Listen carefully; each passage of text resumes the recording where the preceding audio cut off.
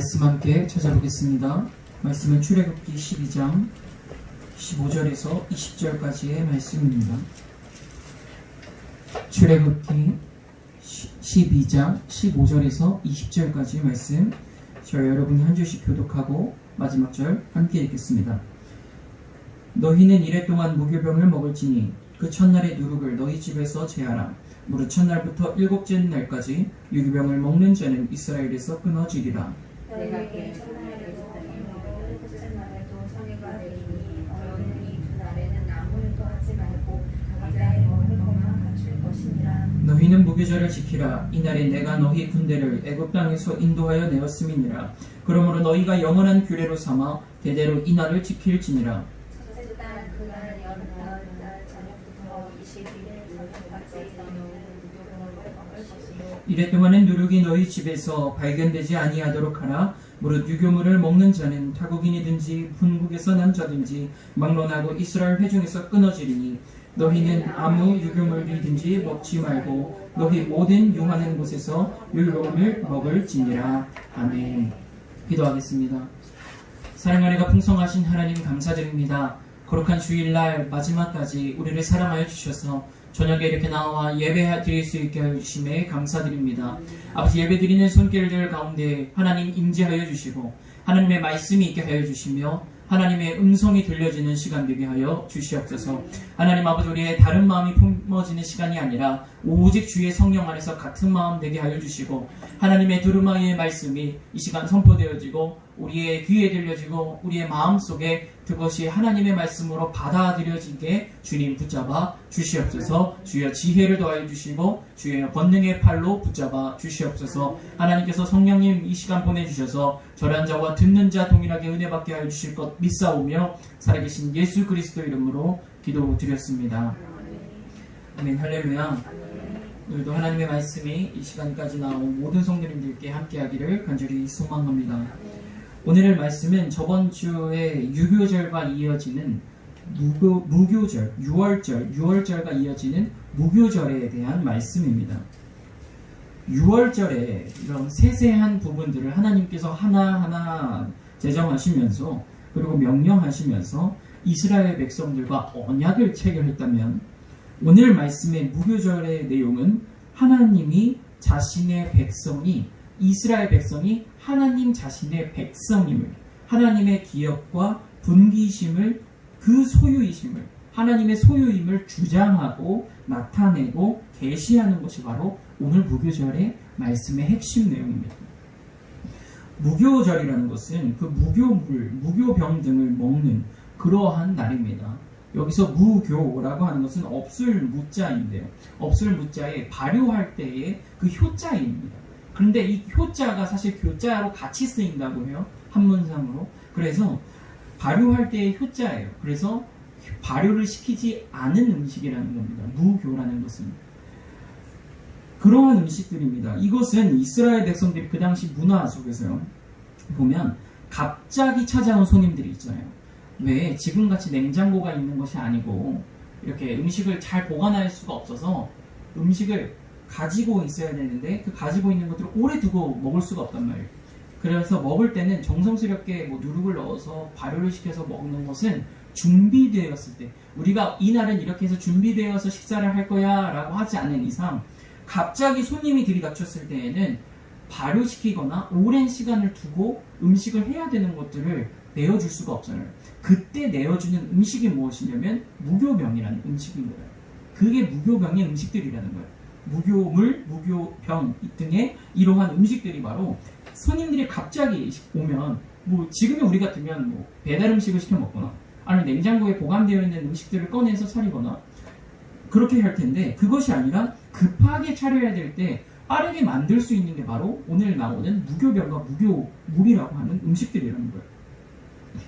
왜 우리들은 마치 이렇게 손님이 갑자기 오는 것 말고 갑자기 손님이 오는 것이 아니라 이렇게 준비된 잔치를 벌일 때에는 우리가 그렇게 준비를 하잖아요. 우리가 잡채를 준비한다거나 아니면 고기를 재워놓는다거나 이런 식으로 오래 걸리는 음식들을 준비해놔요. 잔치 음식들을. 그런데 우리가 그러한 것이 아니라 갑자기 사람들이 왔을 때는 우리도 그럴 수밖에 없어요. 우리가 갑자기 손님이 왔는데 그럼 잠깐만 기다리세요. 제가 고기 좀 재워드릴게요 하면서 몇 시간 동안 이렇게 고기를 가만히 보고 있지는 않잖아요. 마찬가지로 이스라엘 백성들도 갑자기 손님이 찾아오거나 어딘가를 급하게 떠나가야 될 때는 급하게 챙기는 음식이 무엇이냐면 무교병이라는 거예요. 그럼 이 음식을 하나님이 왜 이때에 먹게 하셨냐는 거예요. 왜 이 무교병이어야 되는가? 이 6월절에 대한 이야기를 마치시고 왜 무교병이어야 되고 무교절이어야 되는가? 하나님께서는 정확한 날짜를 정해주셨어요. 첫째 달, 그 달, 열 나흔 날, 곧 14일이라는 얘기예요. 열 나흔 날이라는 게 14일부터 21일까지. 그러니까 일해라고 하는 것. 여기서 왜 일해 동안이라고 얘기하는데 성경에서 한 일해는 뭐냐면 7일이라는 말이에요. 7일. 그러니까 14일부터 21일까지 7일에 걸쳐서 무교병을 먹어라 이 얘기예요. 무교절 음식을 먹어라. 근데 그렇게 먹는데 첫째 날 14일 당일날과 21일 그 당일 첫째 날과 마지막 날은 어떻게 하냐면 거룩한 잔치로 사람들을 성회 거룩한 잔치로 사람들을 초청해서 아무것도 하지 말고 너희들은 일하지 말고 아무것도 하지 말고 각자의 먹을 것만 갖추어서 먹어라 이렇게 얘기를 하세요. 하나님께서 모세통에 그렇게 이야기하십니다.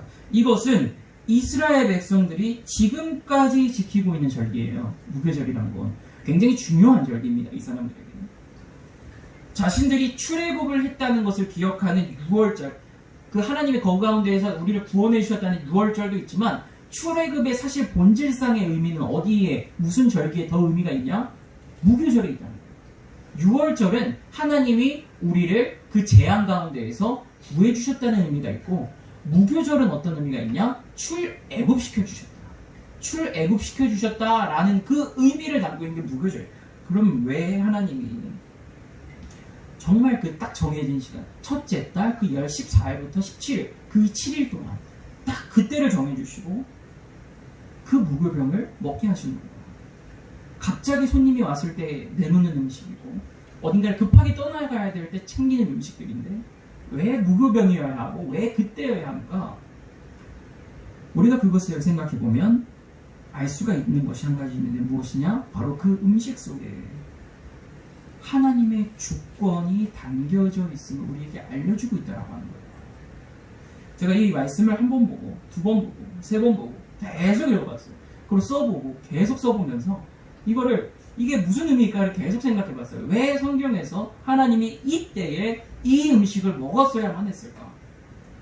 무교병을 그래서 깨달은 것이 뭐야? 하나님이 주신 마음이 무엇이냐면 무교병을 먹는다는 것은 오랜 시간 동안 그 자리에 머무를 수 없다는 걸 의미하겠더라고요. 보니까 그 자리에 갑자기 온 손님이 막 오래 있지 않고 그 어딘가를 떠나가야 될 때 음식을 챙기는 것이에요. 한마디로 이 무교병이라는 것을 먹는다는 것, 그 의미는 뭐냐면 그 자리에 안주하지 않는다는 말을 의미하는 것 같더라고요. 보니까 그 자리에 머물 수 없다. 오랜 시간 그 자리에 머물지 않는다라는 의미를 갖고 있더라고요.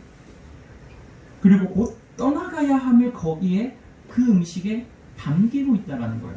곧 떠나가야 된다. 그 자리에 오래 머물거나 주인으로서 그곳의 주인으로서 그곳에서 잔치를 계속 벌이고 있는 그러한 의미가 담겨져 있지 않다라고 합니다. 무교병을 내놓다는 거예요. 무교병을 먹는다는 건 내가 그 자리의 주인이 아니고 내가 그 자리에서 이제 언제 벗어날지 모른다. 언제 떠나갈지 모른다라는 인식을 심어주는 음식이라는 거예요. 즉 하나님께서는 이제 이스라엘 백성들에게 떠날 준비를 하라고 하십니다. 할렐루야. 애굽에서 오랫동안 살았던 이스라엘의 마음속에는 이스라엘 백성들의 마음속에는 애굽이 자기 나라라는 인식이 있었을지 몰라요. 이 땅에 안주하고 싶었을지 몰라요. 여기가 조사원이라고 얘기했을지 모른다는 거예요. 그런데 이 무교절의 음식, 무교병과 무교물을 먹을 때에는 어떤 생각이 드는 것이냐면 이스라엘 사람들이 그걸 먹으면서 우리가 이곳에서 곧 떠나야 한다. 이걸 기억하는 거예요. 하나님께서 이야기하시는 겁니다. 이스라엘 백성들이 자신의 마음속에 둬야 할 나라는 지금 그 자리에 있는 지금 거하고 있는 그 고센 땅 애굽 땅이 아니라 오직 하나님의 나라임을 하나님이 이 무교병을 통하여서 얘기하고 있는 것이 아닐까, 이 마음이 제 가운데 들어오기 시작합니다. 아, 그렇구나. 하나님께서는 그 애굽 땅에 머리를 두고 그 사람들의 집으로, 그 사람들의 안식처로 삼으시고 싶으신 것이 아니라 하나님께서는 그 사람들을 끄집어내어서 하나님 나라의 백성과 하나님께 의지하도록 하나님이 택하여 주셨고 불러주시는 그 의미가 바로 무교병이구나 라고 생각하게 되었습니다. 하나님께서는 이스라엘 백성들이 정착할 땅을 얻는 것에 대해서는 항상 고민하셨어요. 그 고민이 얼마나 됩니까? 출애굽을 해서 가나안 땅 가는 게 40년이 걸려요. 하나님이 얼마나 고민하셨는지가 느껴지는 대목 아닙니까? 하나님께서 그걸 왜 그렇게 고민하셨을까 생각해 보게 되는 거예요. 오늘 말씀을 보고 나니까. 왜 고민하셨을까? 왜 이렇게 신중하셔야 됐을까?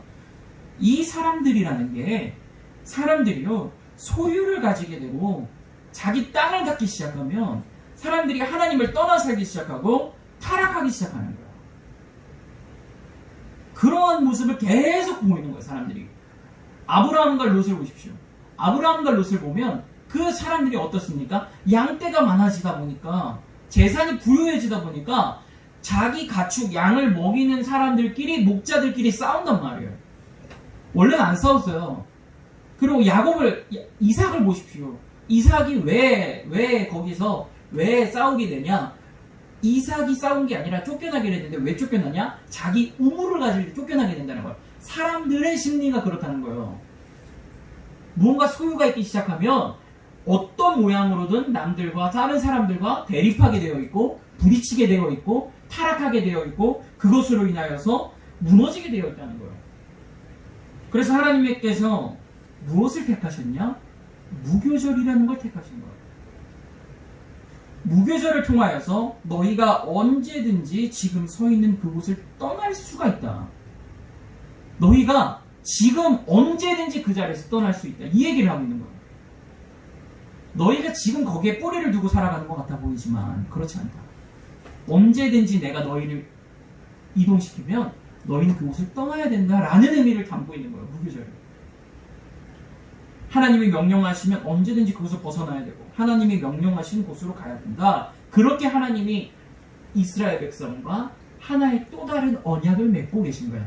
한 가지 언약은 무엇이었어요? 유월절을 통하여서 내가 모든 사망 가운데 너희를 구원하여 주실 거다. 할렐루야. 그런데 또 한 가지 언약, 무교절을 통하여 맺은 언약은 내가 너희에게 말하면 너희는 나의 백성이기 때문에 이 나라의 백성이 아니고 나의 애굽의 이스라엘의 백성이 아니라 나의 백성이기 때문에 하나님의 백성이기 때문에 언제고 떠날 준비를 해야 된다는 것이 무교절을 통하여서 맺어진 언약의 말씀이라는 겁니다.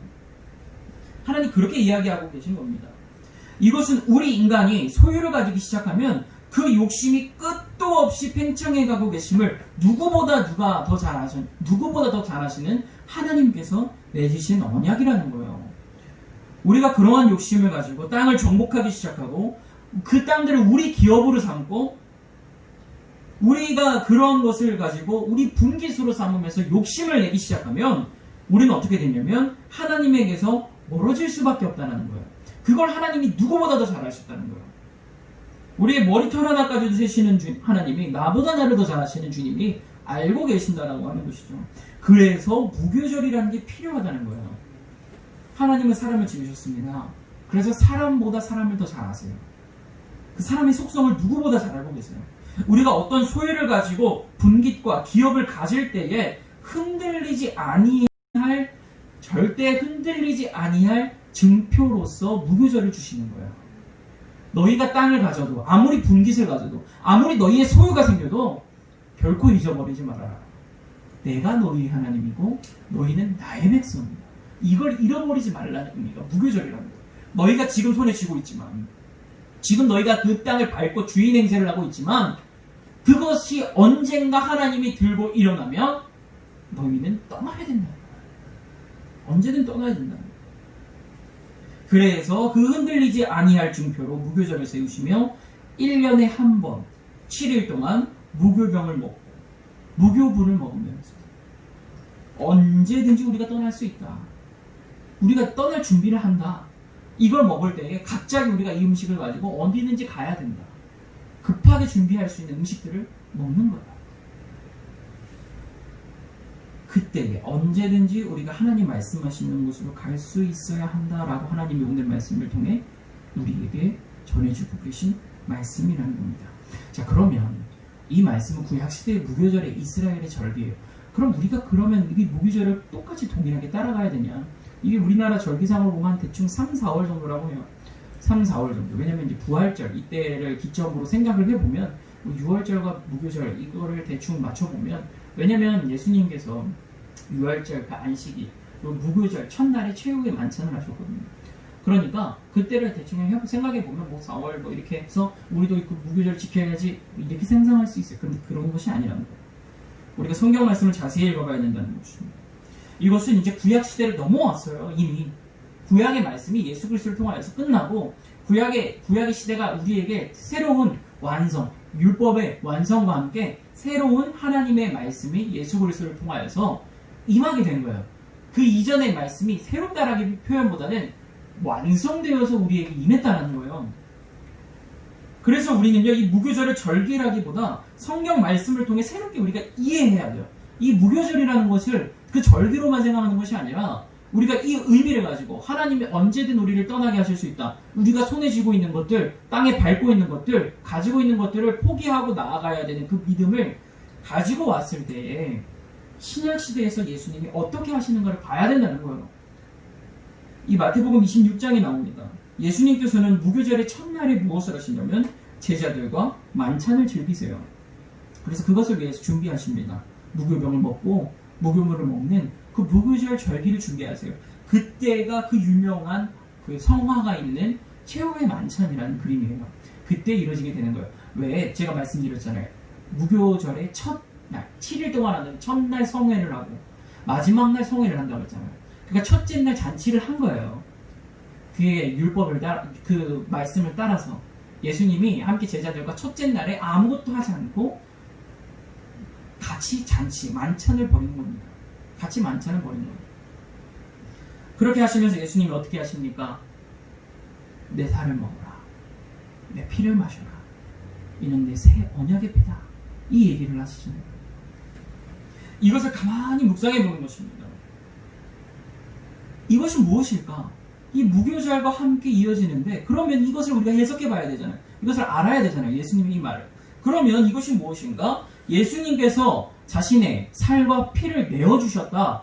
그 얘기는 무엇이냐면, 예수님이 우리 안에 들어와서, 할렐루야. 예수님이 우리와 함께 동행하시기 때문에, 그리고 예수 그리스도의 피로 우리가 구원함을 받기 때문에, 우리는 새 사람이 되었다라고 표현을 해요. 이런 것을 어려운 말로 성례를 행하셨다라고 얘기를 해요. 성례라는 것은 무엇이냐면 성만찬과 세례를 합친 말이에요. 한마디로 예수님이 이때 행하신 거예요. 성례가 성만찬이면서 성례가 이때 이루어진 것입니다. 그러니까 이것을 해석해 보자면 무엇입니까? 결국 예수님께서 제자들에게 얘기하는 거예요. 살과 피를 먹어라, 마셔라. 이 얘기는 너희는 이제 너희의 육체를 죽이고 새롭게 나로 인해서 태어나는 영적인 하나님의 영에 감동된 생활을 해라. 이 얘기를 하시는 거예요. 근데 이 얘기를 무교절의 의미와 함께 생각을 해보십시다. 무교절의 의미와 함께 가져가 보자는 거예요. 이스라엘 백성들이 6월절과 무교절을 기억하면서 기념하는 것과 지금 우리가 성만찬, 성례전, 세례를 하면 베풀고 받으면서 예수 그리스도를 기억하고 기념하는 의미가 닮아 있잖아요. 그럼 그 의미 속에서 그것에는 우리가 무엇이 있습니까?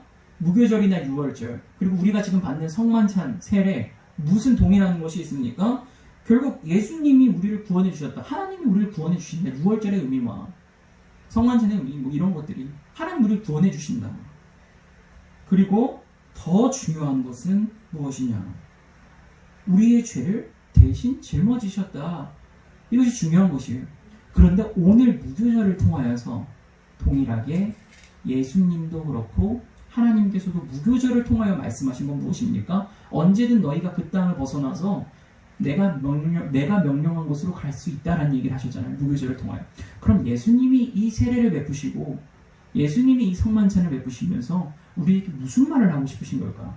그렇게 딱 대립해서 하나씩 맞춰서 보면 예수님이 무슨 말을 하고 싶으신 걸까? 예수님께서 그렇게 얘기하시는 것 같은 거예요. 우리의 삶이 언제고 하나님께로 갈 수 있다는 얘기를 하시는 거예요. 우리의 삶이 언제고 하나님께로 갈 수 있다. 언제 우리의 삶이 끝날지 모른다는 거예요. 이스라엘 백성들이 터전을 언제 떠나야 할지 몰랐던 것처럼, 언제 그 터전을 두고 가야 될지 몰랐던 것처럼, 우리가 성만찬과 세례를 받는데 그것이 의미가 정확히 무엇이냐? 우리가 죄를 사함받고 다 맞아요. 동행하고 다 맞습니다. 근데 오늘 무교절을 통하여서 알아야 될 그 성만찬과 세례의 본뜻의 또 다른 의미는 무엇이냐?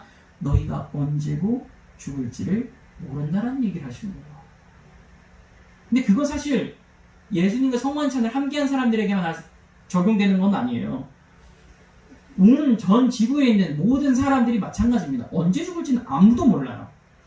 사람이 언제 어떻게 될지 아무도 몰라요. 그런데 예수님께서 그렇게 얘기를 하시는 거예요. 하나님이 부르실 때에 너희의 육체가 언제고 죽어야 될지를 모른다라고 얘기를 하시는 거예요. 근데 이 육체가 죽는다는 표현이 우리가 참 재밌어요. 왜냐하면 예수님은 육체를 죽는다라고 잘 표현하지 않으시고 잔다라고 표현을 해요. 그렇다는 얘기는 무엇이냐면 우리가 알고 있듯이 숨이 끊어져서 죽는 죽음도 있어요. 그러나 예수님이 얘기하시는 건 무엇이냐면 하나님이 원하시는 때에 너희의 육체의 법이 죽는다는 거예요. 너희의 육체의 법이 죽는다. 너희의 육체의 법을 죽여야 된다는 거예요. 그리고 떠나야 된다는 겁니다. 하나님이 얘기하실 때. 그때가 언제입니까? 그럼 이 무교절과 대립되는 데가 언제예요? 성만찬이에요. 그럼 성만찬이 지금 우리에게 무엇입니까? 결국 성만찬 성례전 맞지만 더 중요한 의미로 보자면 예배라는 거예요. 결국. 할렐루야. 그럼 예배를 드림으로 우리가 무엇을 해야 되는 것입니까? 예배를 드릴 때에 이 예수 그리스도의 가르침이 기억나야 된다는 걸. 우리가 언젠간 하나님의 심판대 앞에 선다. 언제는 열릴지 모른다. 언제가 될지 몰라. 갑자기 하나님께로 들려올려짐을 당할 수 있다.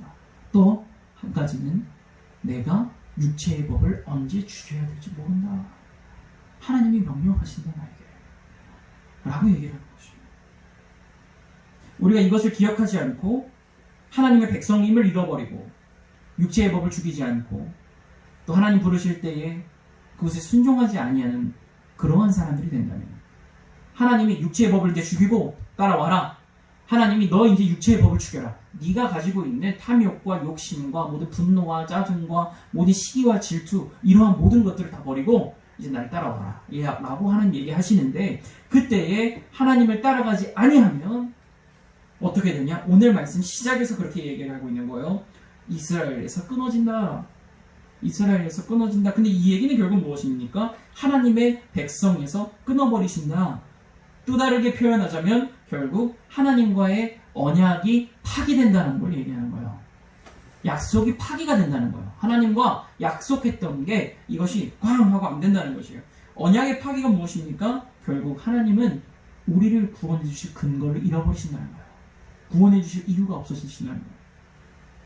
우리는 그렇기에 이 하나님의 우리를 정말 사랑하심으로 우리를 누구보다 더 잘 알고 계신 하나님이 세우신 이 무교절, 이 성만찬, 이 예배의 절기를 우리가 아멘으로 순종해야 될 줄로 믿습니다. 하나님이 이제 따라와라, 나를 따라와라. 하나님이 우리에게 말씀하시는 거예요. 육체의 법을 버리고 생명의 법을 따라와라 라고 얘기를 이미 하셨어요. 그러면 우리가 그것에 대해서 어떻게 해야 됩니까? 순종하고 이제 주님 내가 육체의 법을 털고 따라갑니다 라고 고백을 해야 되는데 근데 우리가 그 고백을 못한다는 거예요. 왜? 우리 안에 무교절의 절기를 1년에 한 번씩 이스라엘 백성들이 지키듯이 예배를 철저하게 지키지 않기 때문에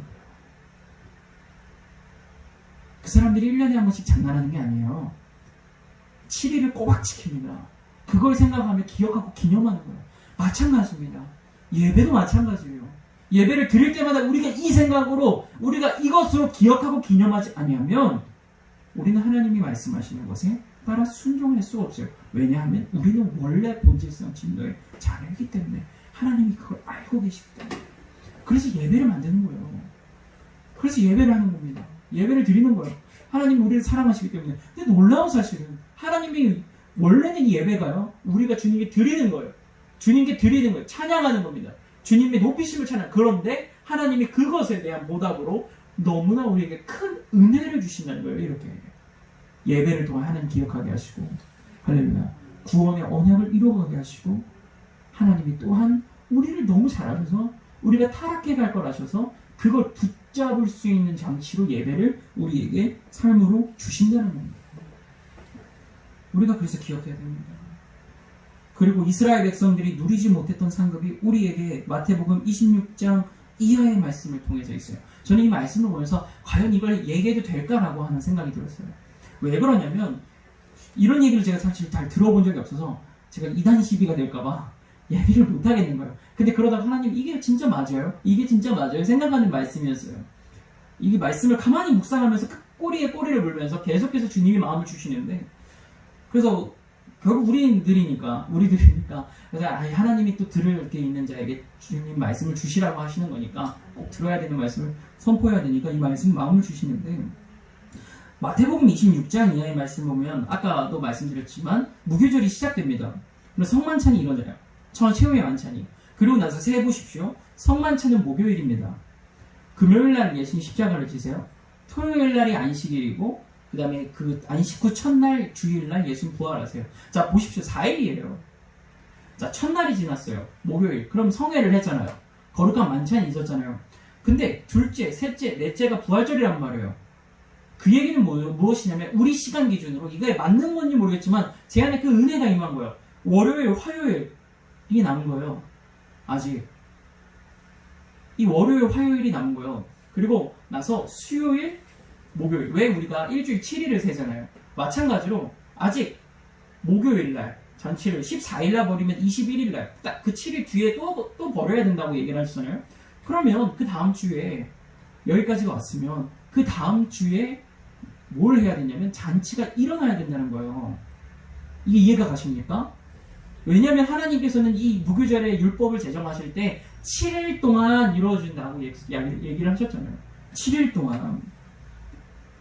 근데 이것에 대해서 제가 추적하기 시작한 거예요. 그러면 이 예수님이 무교절의 7일째 성회를 언제 하셨을까? 그 말씀을 다 찾아봤어요. 예수님이 부활하시고 나서의 말씀을 복음서랑 막 사도행전이랑 다 찾아봤어요. 없는 거예요. 예수님이 부활하신 날, 그 당일날에 그 전날이나 그 당일날이나 그럴 때는 엠마오로 가는 제자에게 나타나시고 어디에 또 모여있는 사람들에게 한번 나타나시고, 제가 왜 얘기했잖아요. 그래서 도마가 의심하고 이런 얘기를 설교를 했었던 적이 있어요. 그랬던 적은 있는데 그 다음 주에 내용이 없는 거예요. 그 다음 주에 내용이 목, 금, 토, 일, 월, 화, 수, 목 이때가 없는 거예요. 이때의 내용이 없는 겁니다. 이걸 보면서 왜 이게 그러면 성경에 기록되지 않았을까?